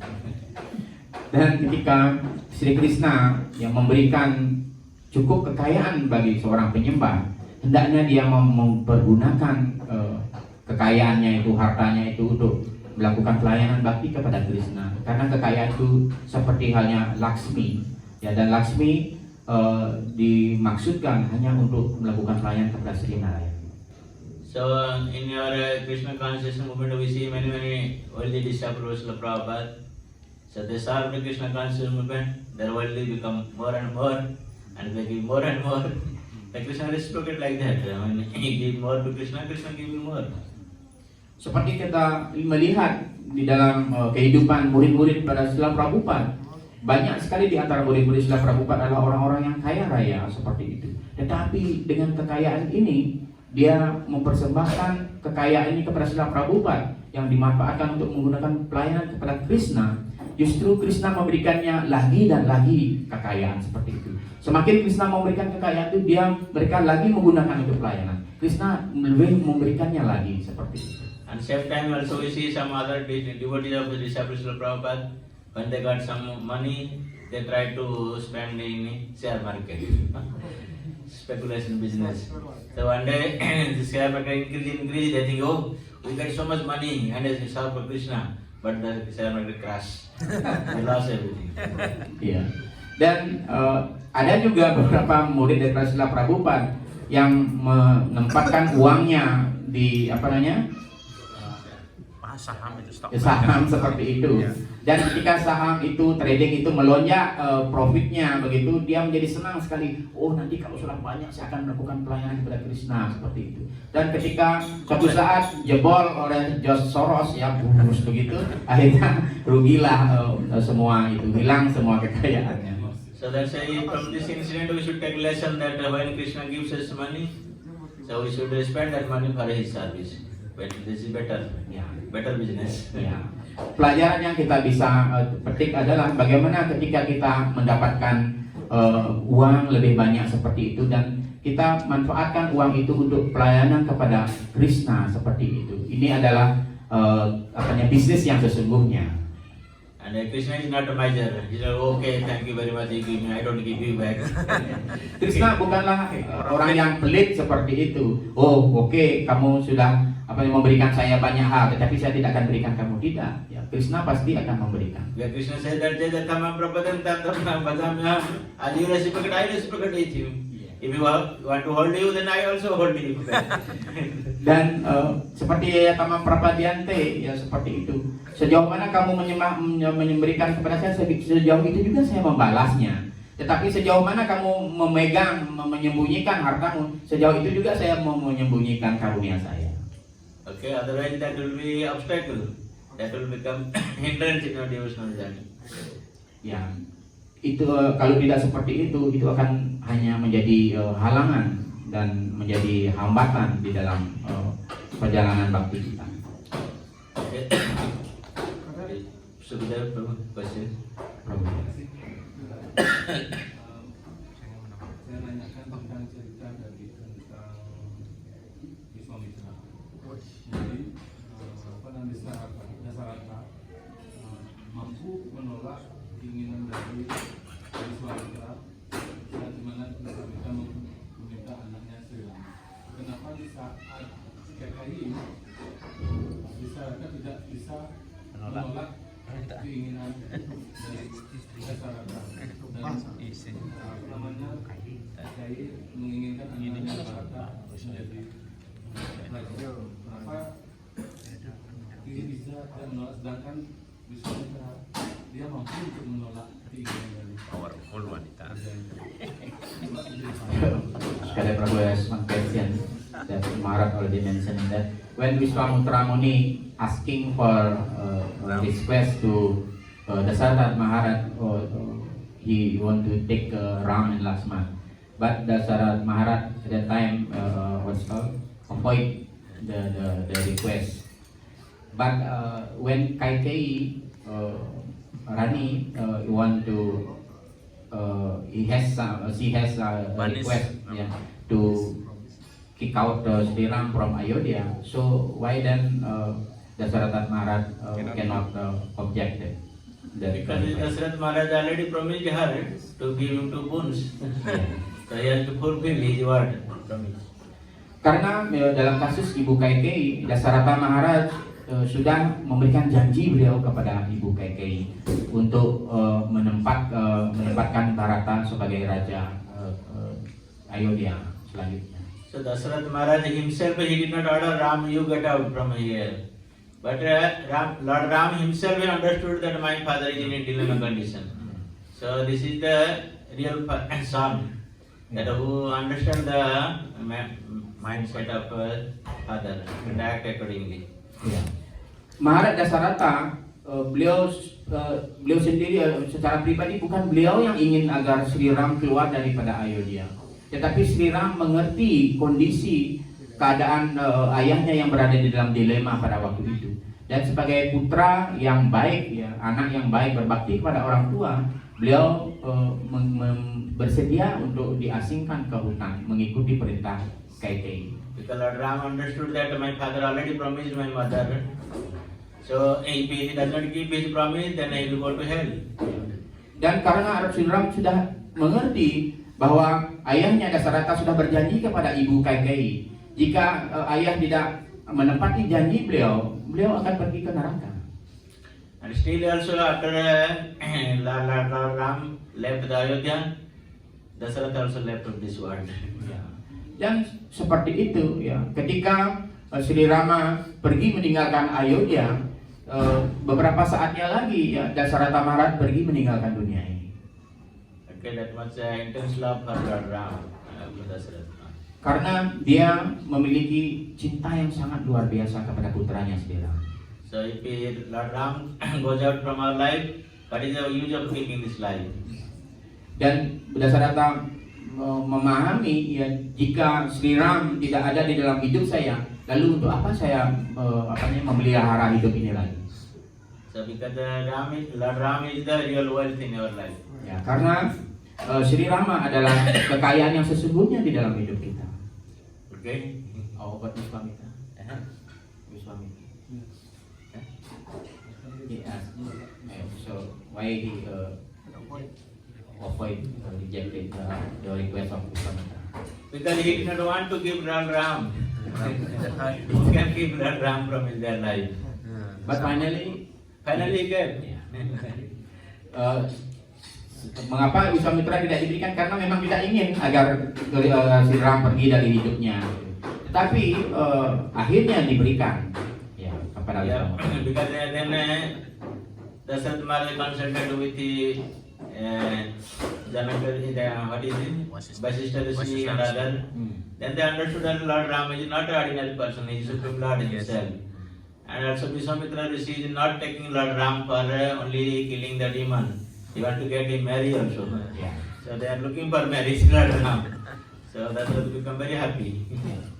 Dan jangan Dasaratha Maharaj juga mendiskusikan hal ini kepada Vasishtha Rishi, karena mereka tahu bahwa Sri Rama adalah bukan manusia biasa, dia adalah Tuhan yang Maha Esa sendiri. Dan bagaimana Wiswamitra Muni memiliki bukan hanya sekedar mengajak Sri Ram untuk melindungi asrama yang dari gangguan para raksasa, tetapi Wiswamitra Muni juga akan bagaimana mempertemukan Rama dan Sita dan untuk bisa menikahkan mereka berdua. Okay. Dari Prabu Braja Pati Suta. Saya mengaku setiap bahwa semakin seseorang memberikan kepada Krishna akan memberikan lebih kepada orang. Nah, saya hampir semua penyembah tahu filosofi ini, tetapi pada faktanya kenapa ini masih susah dipraktekkan. Nah, pertanyaannya, apa yang membuat filosofi yang bagus ini susah untuk dipraktekkan? Terima kasih. So we heard already the statement that when we give Krishna more, Krishna will give us also more. Like that. So as a devotee, we know this very well. This very good philosophy like that. But in the fact, when we in the practical, why this is can always fail for us like that. So what is the cause why we fail to following this philosophy, very nice philosophy, to give Krishna more, then Krishna will give us more. Yeah, this is not only philosophy. This is for practicing devotees. Ya, ini bukan hanya sekedar filosofi, tetapi ini adalah sesuatu yang harus praktikal dilaksanakan di dalam pelayanan bakti kita. So that's why we are called practicing devotees. Oleh karena itu kita mempraktekkan Sedang melatih. dan melatih diri kita di dalam pelayanan bakti ini. So if we are not voluntarily showing our intent to give something to Krishna, then we should understand ourselves. What is he holding me back? Kalau kita tidak secara sukarela atau ikhlas memberikan apa yang kita miliki kepada Krishna, kita akan selalu berpikir apa yang akan saya dapatkan sebagai balasan oleh Krishna, dari Krishna.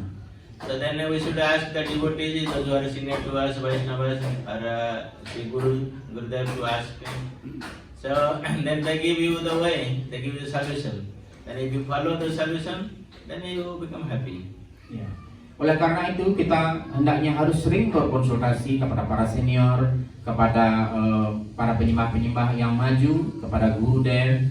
Ya, kita harus menanyakan dan sehingga mereka akan memberikan solusi apa yang terbaik di dalam hidup kita. Dan ketika kita mengikuti arahan dari guru-guru seperti itu, maka kita akan mencapai kesuksesan di dalam hidup bakti ini. Because the main hindrance actual problem is ourselves. Our own self is the main problem.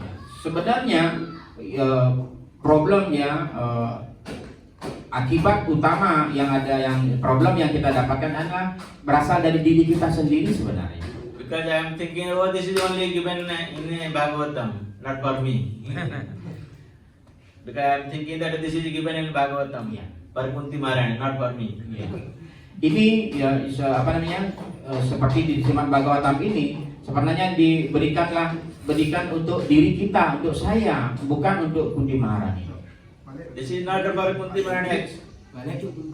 Untuk Kunti Maharani, bukan untuk diri saya. So this is not for actually Kunti Maharani. Kunti Maharani was not supposed to get suffering. This is for us actually, those who are actually suffering in this world. Ya, sebenarnya ini bukanlah untuk Kunti Maharani. Kalau Kunti Maharani ya bukan berada di dalam penderitaan, tetapi sesungguhnya Bhagavatam ini adalah untuk diri kita, karena kita yang berada dalam penderitaan sekarang ini. So that's why when we hear this instruction from the scripture, we should say that this is for my life, for my own benefit. This has been given. Ya. I should practice in my life. Apapun yang kita dapatkan dari sastra seperti itu sebenarnya untuk diri kita, untuk keuntungan diri kita, untuk keuntungan di dalam hidup kita. Okay. Oke. Prabu Ranta.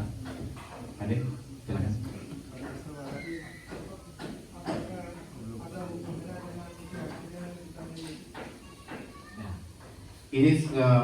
Is it related to the what the desires we have?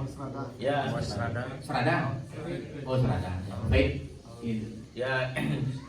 The faith, and also we have faith, but we have to determine with the faith. Others Shraddha, Tate Sudrudaka Nisya. We have to completely faith in Krishna. ya, mungkin kita memiliki keyakinan seperti itu, tetapi hendaknya keyakinan ini harus dikembangkan sebagai keyakinan yang adau srada, yang lebih kuat lagi, yang lebih apa namanya lebih besar lagi keyakinan. So you have to have a complete faith, a strong faith in the word of scripture and the Sadhu Guru.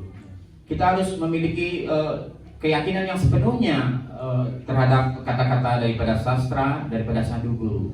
And if you have not strong faith, then you think, oh, maybe this is not for me, I cannot do this thing. Kalau kita tidak memiliki cukup keyakinan seperti itu, mungkin kita akan berpikir, so, kayaknya ini bukan untuk saya. Begitu. So if I give something to Krishna, then what will happen to my family? What will happen to my this, that? Ya. So you think it means you have not developed the firm faith and business word. Ya. Ya, dan kadang kita berpikir, oh kalau saya sumbangkan uang saya donation seperti itu, bagaimana istri saya, anak saya, keluarga saya seperti itu. Itu artinya kita belum memiliki keyakinan yang kuat kepada Krishna. Okay? Ya.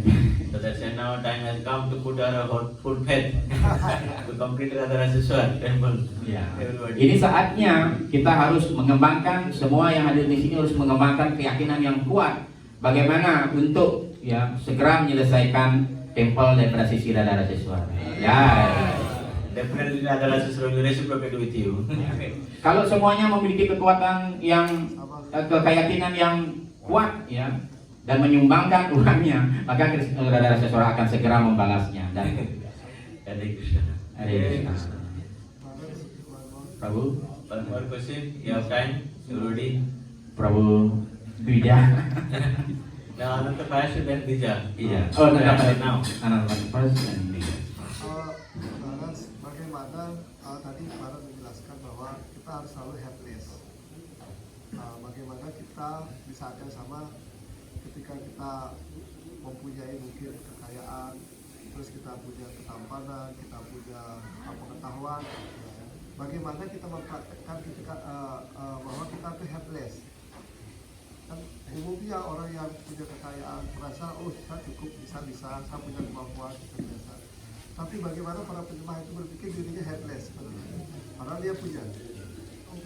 So he has one question that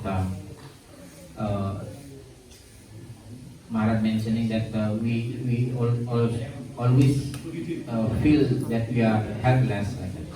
So at the same time, sometimes we have the four things like we taken part in high family, we have some work, we have knowledge, we have opulence like that.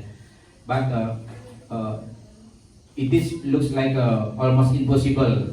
We feel helpless in this condition. So how we should develop? So that's why we are reading from Kunti Maharani story and discussing Sanatana Goswami story. So they were not bereft of any material wealth. So that's why when we take this example from different scriptures, then we compare ourselves.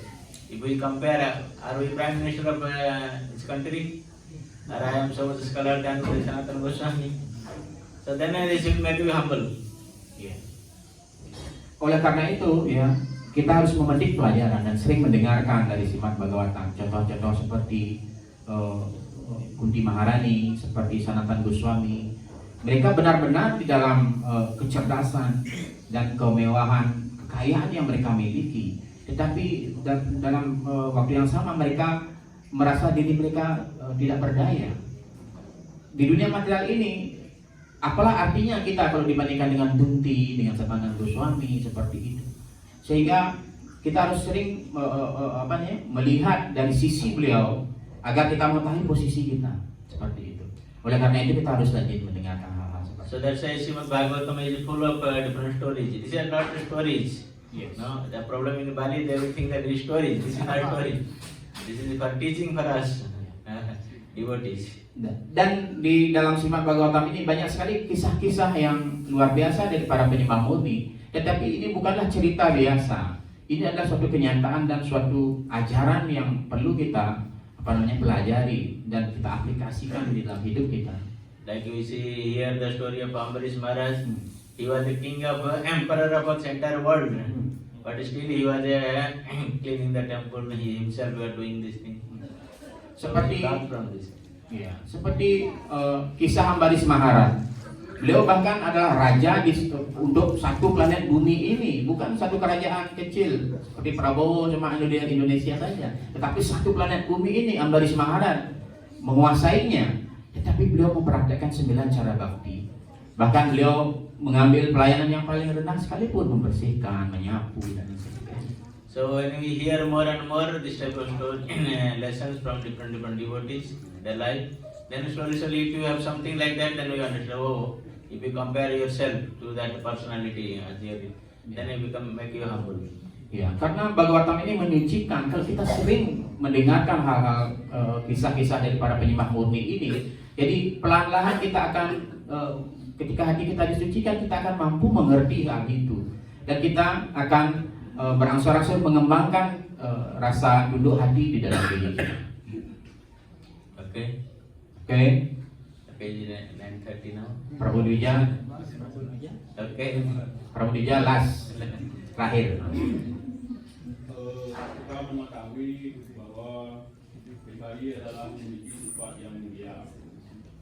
Tetapi kenapa PKI tidak memikirkan janji yang pernah disampaikan oleh suaminya raja tersebut akan membuat raja itu menjadi menderita dan istilahnya sampai meninggal seperti itu. Nah, kenapa Mantara ini yang mengadukan janji itu biar dipenuhi sama kerajaan itu? Kenapa tidak KAI minta nasihat kepada penasehat raja itu? Kenapa harus minta kepada pelayannya itu janji tadinya mengikuti janjinya dipenuhi janjinya itu?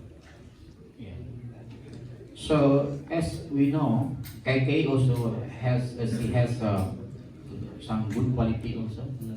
So by then KK trying to fulfill the promise of Dasaratha Maharaj.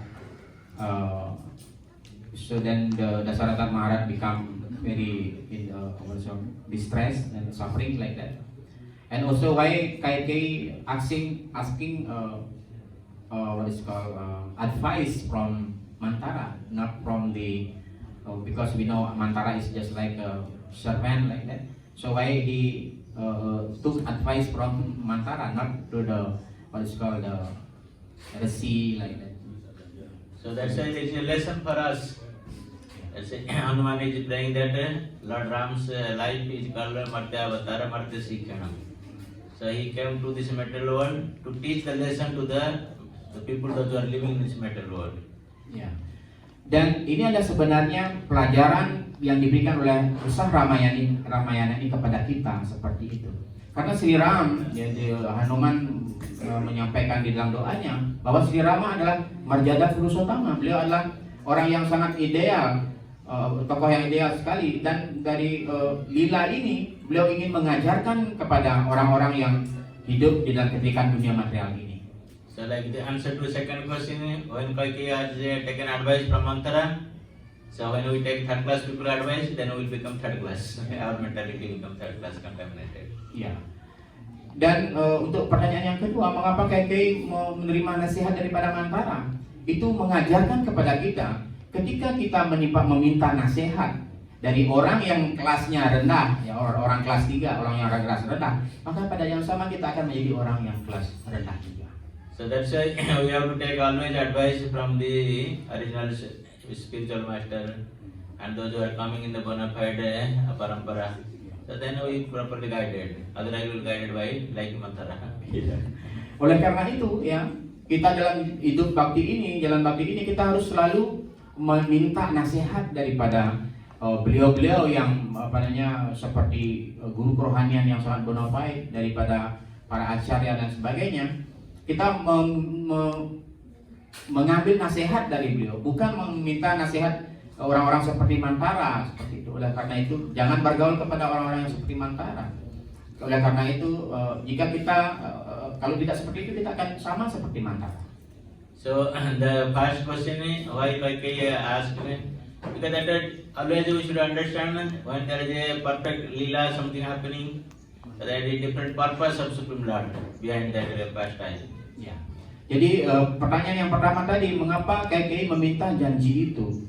Jadi ketika kita membaca cerita-cerita seperti itu, lila-lila yang sangat sempurna seperti itu, maka akan ada banyak ajaran-ajaran atau pengetahuan yang kita bisa petik dari hal itu. Because the demigods, they prayed the Supreme Lord to come and kill the Ravana and all the demons that time. Ada alasan di balik itu karena para dewa mereka berdoa kepada Tuhan agar Tuhan turun ke dunia material ini untuk membunuh raksasa yang bernama Rahwana. Kalau Sri Rama tetap berada di istana, beliau tidak diasingkan, beliau tidak akan bertemu dengan Rahwana. So that's why Kaikeyi was actually most lovable mother of Lord Sri Ram. Even from his one mother Kausalya, Kaikeyi loves Ram so much. Sebenarnya Ibu Kaikeyi, cinta kasih sayang Ibu Kaikeyi kepada Sri Rama tidak ada yang menandingi. Bahkan jauh lebih besar daripada ibu kandungnya sendiri, dari Kausalya. Kaikeyi jauh lebih mencintai Sri Rama. So most of time Lord Ram was residing in the Kaikeyi's palace, not in Kausalya's palace. Sering ketika beliau ya kecil, masa remaja beliau seperti itu, Sri Rama selalu tidur dan berada di istana daripada Ibu Kaikeyi ketimbang daripada ibu kandungnya Kausalya. Though he was born from Kausalya, but he was always calling Kaikeyi as his own mother. Meskipun ya secara biologis Sri Rama lahir dari ibu Kausalya, tetapi beliau selalu memanggil Ibu Kaikeyi seperti memanggil ibunya sendiri. And Kausalya, he called her my elder mother. Dan Sri Rama ya memanggil ibu kandungnya, ibunya sendiri sebagai ibu yang lebih tua. Ibu Kaikeyi ibunya sendiri. So one day Lord Ram promised Kausalya, Kaikeyi. So since you love me the most, so you have to do some activities for me. Dan suatu ketika Sri Rama meminta kepada Ibu Kaikeyi, oh Ibu, karena Ibu begitu menyayangi saya, mencintai saya, tolong suatu saat penuhilah satu permintaan saya, satu keinginan saya. So you have to take you have to sacrifice yourself so many things, and also many people will tell you ill word to you. You have to tolerate those things. Dengan memberikan saya, memenuhi permintaan saya itu, maka Ibu akan dianggap sebagai orang yang tidak benar begitu, dan banyak orang yang akan menyebut Anda sebagai dengan kata-kata yang tidak bagus. So then Anda harus siap. Then Kaikeyi promised, yes, anything, whatever come to my life, because I love you so much, so that I can do it, whatever anything come to in my life, I'll do for you. Ya. Akhirnya Ibu Kaikeyi mengatakan, baiklah, ya, karena saya sangat menyayangi Anda, menyintai Anda, wahai Rama, seperti itu. Jadi apapun yang akan datang di dalam hidup saya siap menerimanya. So then Lord Ram told this, that I have to go out from Ayodhya. So you have to help me in this way. Sri Rama berkata kepada Ibu Kaikeyi, suatu saat Ibu, saya harus pergi dari kota Ayodhya ini. Oleh karena itu, Ibu harus membantu saya. Bagaimana supaya saya pergi meninggalkan kota ini? So when Kaikeyi heard this, she became very strange. How can I do this thing? How can I leave you? You are most loved to me. Ketika Ibu Kaikeyi ya, mendengar pernyataan Sri Rama ini, beliau mengatakan, bagaimana saya bisa melakukan hal ini? Saya sangat menyayangi dan mencintaimu, seperti itu. So like that, we always know that there is higher purpose or intention of Supreme Lord when he performs a pastime. Ya. Oleh karena itu, ya kita sebagai penyembah kita harus tahu bagaimana Tuhan memiliki sebuah maksud tertentu ketika beliau melaksanakan lila beliau di dunia ini. Okay. Baik. Hare Krishna. So thank you very much. Kathiraj Srimad Bhagavad Mahapuran ki, ya Prabhupada ki, Sambat Bhakta Vrinda ki, Gaur Pramanande. So ini seperti Jewan Maharaj ki. At least this time, Bija didn't ask stupid question.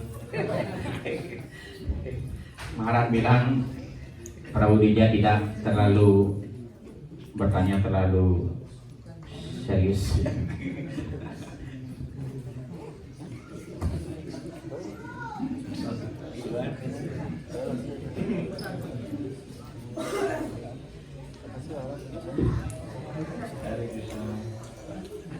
Terima kasih.